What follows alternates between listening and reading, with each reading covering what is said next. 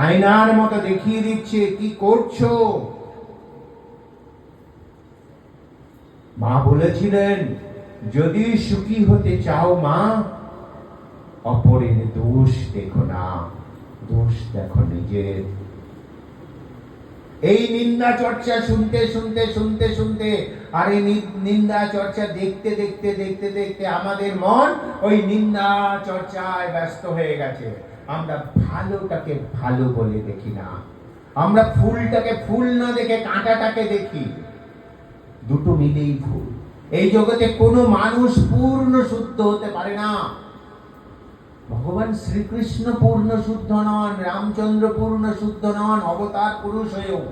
আর আমি আপনি তো দূর ছাই, একটু না একটু তো থাকবেই। আর ওইটুকু নিয়ে এমন ব্যস্ত হয়ে পড়ে লোকের জগৎ। যাকে নিয়ে আলোচনা করছো তার বয়ে গেল, তুমি তোমার মনটাকে নোংরা করে অধঃপতনের রাস্তায় নিয়ে যাচ্ছ। যদি দেখতেই হয়, ওর ভালোটুকু দেখো, ওর ভেতরে গুণটুকু দেখো, ওকে আরেকটু এগিয়ে দিতে সাহায্য করবে।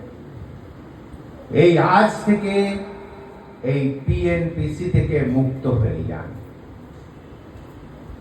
একটা গল্প বলি, আজকে অনেকটা বড় গীতা, তবু একটা গল্প বলি।